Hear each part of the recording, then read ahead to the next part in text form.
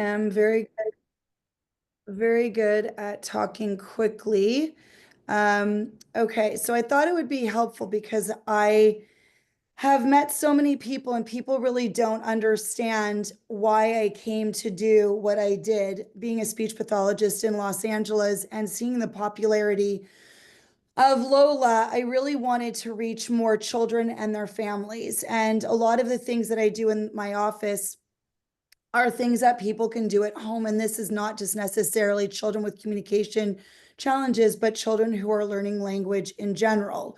So what I ended up doing, I had this notion all my life to do this, and thankfully with the blessing of the pandemic, I kind of put everything together. I always wanted a French bulldog in my practice. I always wanted to write children's books. I love animal assisted therapy and I love animals. And then I myself growing up had a lot of struggles reading. And so I wanted to integrate everything all together to create my children's book series. So my first one, which was released a few years ago, which was Little Lola Loves Bath Time. Here's Lola, just to talk about the animal assisted therapy. Here is Lola, how she's been used with kids in my office. She's gone into schools to teach children with special needs how to treat animals, how to care for animals. In my office, she's used as reinforcers. If a kid finishes their work, they're able to take Lola for a walk around the building, or if kids are stuck not knowing what to have a discussion about or write about, we use Lola. And then I'm brought in as an expert witness for families that are going against school districts, the public school districts here in Los Angeles. And so I assess children as this independent evaluator, and I get a whole bunch of different children who are usually very fearful about situations. And so Lola, the two bottom corners, the older kids, is Lola working with children doing assessments. So as I mentioned, this is the reason why I thought I moved my slides around, so I apologize. I was going to go into her first book. But the reason why I did Lola's books were based on daily routines, because everybody learns through daily routines. And this is even somebody who learns a second language. It's easier when things are in a context, and routines offer an opportunity for you to hear language over and over and over again.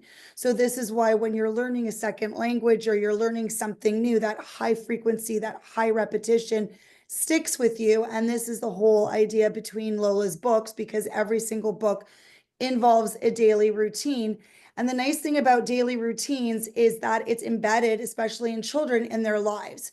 So parents have an opportunity to work with their kids, creating language opportunities, and kids don't even know that they're actually doing work. You don't need any special materials. Every day a kid has a snack, and so every day you can work on the vocabulary associated with snack.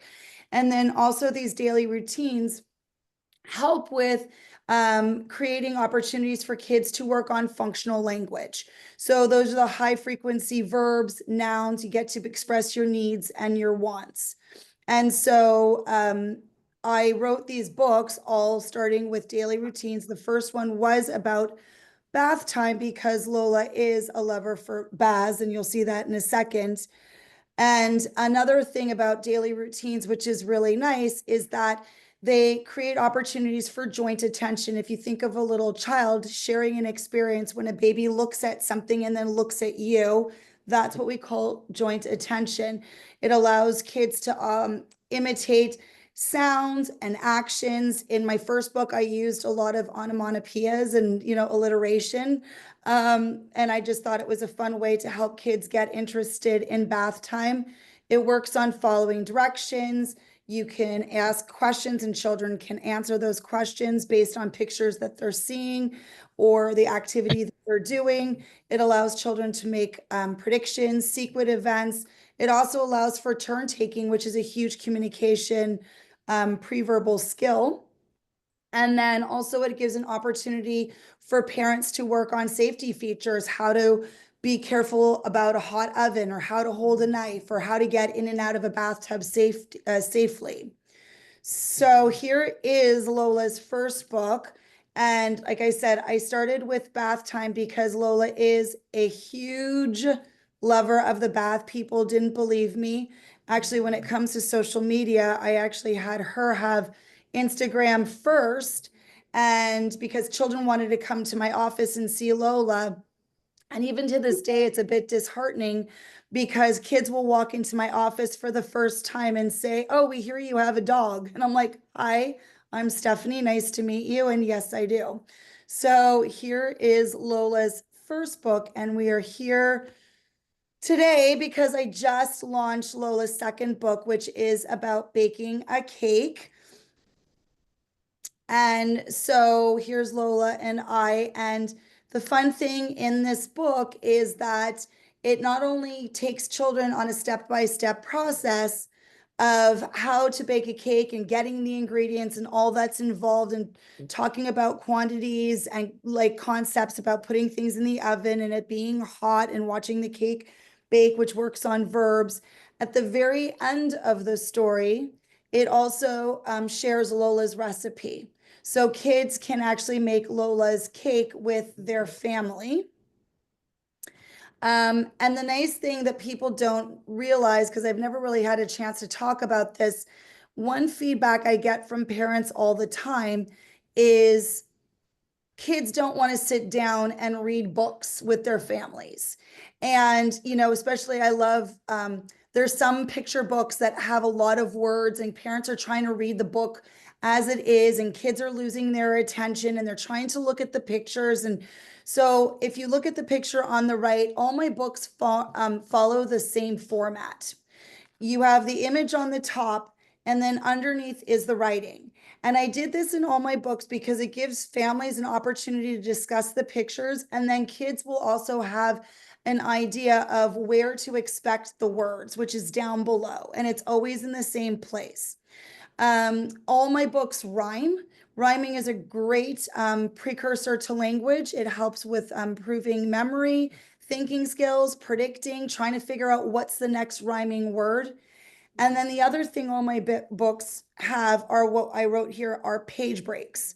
And so there'll be an image that is just fully a picture, and it gives families or whoever's reading a book with their child an opportunity to talk about what's going on.